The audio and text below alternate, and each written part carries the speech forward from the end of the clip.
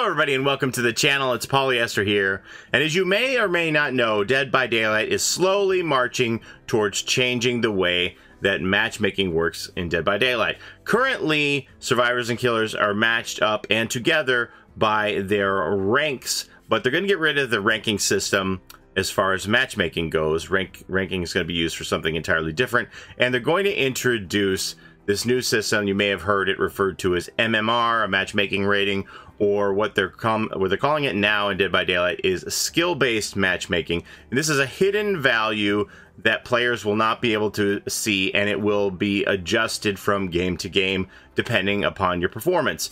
So recently they had a test that lasted for 48 hours. It happened just before the weekend, and then today Dead by Daylight put out this blog post on the official forums to give us an idea about how the testing went and where we're going from here. So let's go ahead and look at that article. So this is on the official Dead by Daylight forums. I'll have the link in the description if you want to refer back to it and read through it on your own time. But it's entitled, it's in the news section, Skill-Based Matchmaking Recap, written by Peanuts. And let's go ahead and see what this says. Hey folks, it's Patrick, your friendly lead game designer on Dead by Daylight, and I'm here to talk about the recent matchmaking test.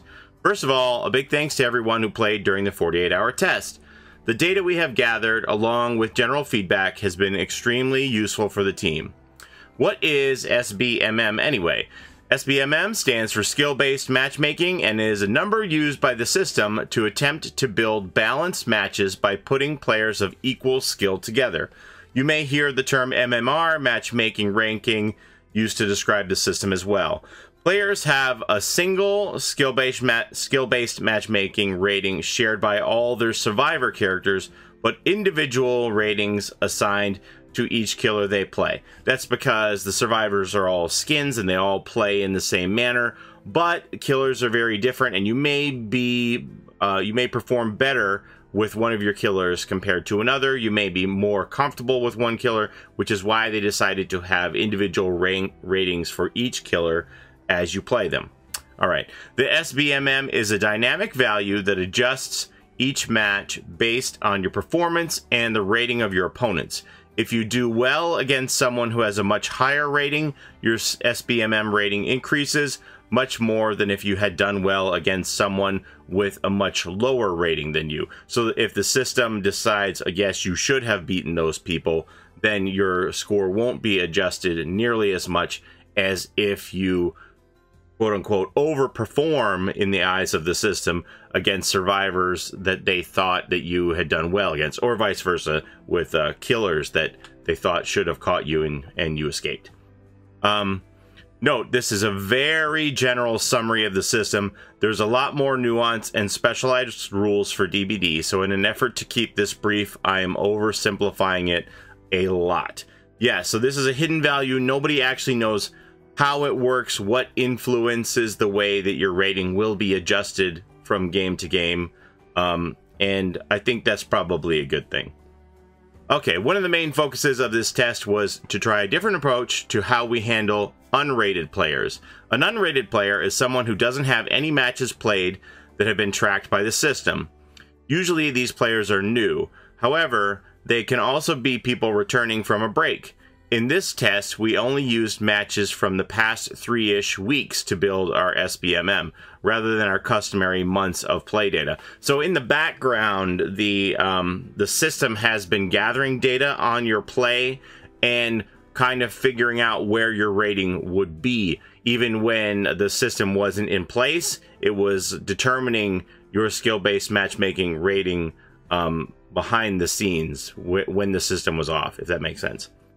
This meant that our initial SBMM values for most players were a little inaccurate and required some additional games to adjust. How did the test go? Halfway through our test, we were seeing many reports of high-skill killers being matched against low-skill survivors. At around 1 p.m. Eastern Standard Time on Thursday, which was halfway through the test, we enabled a system that would assign unrated killers a starting rating based on their other killers. To put this another way, if you had a high rating with the Shape and the Trapper, and then decided to try out the Oni for the very first time, your Oni rating would start higher than the normal default due to your experience with other killers. That makes sense. Enabling this appears to have resulted in an improvement of match quality, and we intend to improve this system in our next iteration. Yeah, so initially the way it had worked, it would say that if there was a killer you had never played before, then you would have a very low skill-based matchmaking rating, which maybe necessarily wasn't fair, because if you did have experience with other killers in the game, you kind of, you know, knew how to play the game already. So to give you like a very low score as if you had never played the game before on a killer that you never played before wasn't necessarily fair. So I can see why they would have raised that up. Mixed in with this, we also heard many reports of hillbilly killers getting matched against new players at a much higher rate than expected. This panned out when we checked our stats. Hillbilly kill rates had spiked over the course of the test. It seems as though the matchmaking system is ignoring the proper SBMM value just for hillbilly and was instead matching hillbilly players using the default new player rating no matter what. Thankfully, we were able to track down the problem. Did you notice how I've been spelling hillbilly 2 different ways during this note? If so, you've got a hint about why this bug was occurring. Okay, so I see in some... Alright, it looks like half the time they spelled hillbilly with a capital B and half the time with a lowercase b. So I guess according to the coding, it wasn't giving hillbilly any rating because of the way Billy was capitalized or not in the system. So that's why that was bugged. Alright, makes sense. Overall, our stats showed that as the test continued and people played more, games became more balanced over time. By the end of the test, the system was able to match people against similarly skilled opponents the majority of the time. Going forward, we will continue to refine the system and collect data in the background to improve it further, and will hopefully be moving to this system full-time soon. Trademark. Yeah, they always trademark soon, like a regular joke. Okay, so that's the end of that. I did play at least one night on the skill-based matchmaking, and I can't really say what my experience was like, because on stream that night we were playing open lobbies with viewers, so it's hard for me to judge based on the quality of the entire team, whether I was being matched properly. I did feel like the games were a little bit soft and the killers were a little easier than I would normally see. But that may have been like an average of my overall team. Not entirely sure. I know some people absolutely hate the system. Some people love it and they feel like it's very fair and they've had much more balanced games. We'll have to see as this progresses how the system picks up data and goes forward matching us. I will say that when I played off stream, I played duos with my friend and we just played with 2 random people, not from my audience members. And there were times where we were matched up with... now, I know ranking shouldn't matter at this point. We should ignore ranks entirely because we're being matched on this skill-based value and not on ranks. But looking in the end game, I can see that they were very new players because they were rank 19 and rank 20 as my teammates, and they only had 1 perk between the 2 of them.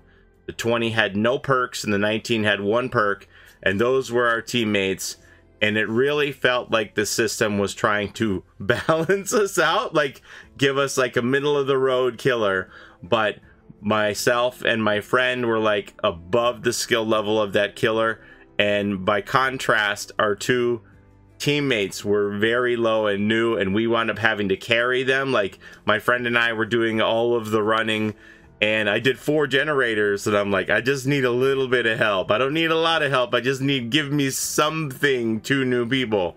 So we wound up dying, and it was a little frustrating for me because we felt like we had shouldered the load on a few games like that. But, you know, I've always said that I'd rather be playing than waiting, and I still find that holds true for me. Whatever helps reduce lobby times is what I'm going to be in favor of. I'd rather be playing than sitting waiting for games, because I think the wait times are a detriment to our community overall. So yeah, this is the system that will be going forward. Hopefully they're going to keep fine-tuning it and find this happy medium that can make the most people happy in the end. And as far as what will happen to the rank system, so the plan is to reset ranks all the way to 20 every rank reset. Now, we just had a rank reset here on the 13th, and it was your typical normal rank reset where you just got pushed down a couple of ranks. So when the skill-based matchmaking goes forward, the ranks instead are going to be a reward system where everyone will get pushed down all the way to rank 20 every season, which is monthly, and every reset, I should say. And then you will be rewarded for grinding your way up as far as you can to rank 1 each month as killer and as survivor. So you'll be pushed down to rank 20 survivor, rank 20 killer.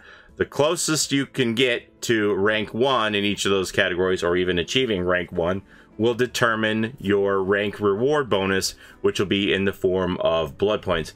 I believe, I haven't looked at this the statistics here lately on what was supposed to be coming with this, but I believe it was supposed to be like, if you made it to rank 1, you would get 250,000 blood points as your reward upon each season completion. I could be wrong about that, but that's the number that sticks in my head.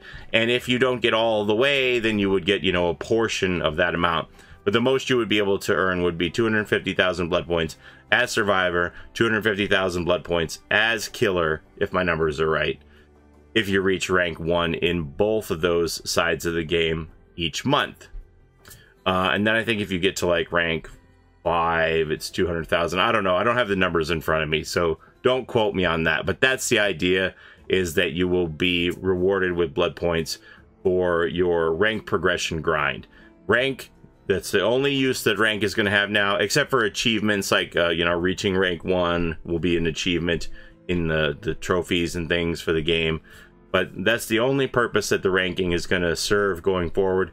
You will not be using rank in matchmaking anymore, so there won't be any you know, they may even disable ranking that you can't see it in the end game score, because I'm sure they don't want to encourage people to be looking at ranks, since the ranking will not mean anything going forward. It'll just be it will purely be a demonstration of how much you play the game, essentially. So all right, that's all I have for you today. Thank you so very much for watching.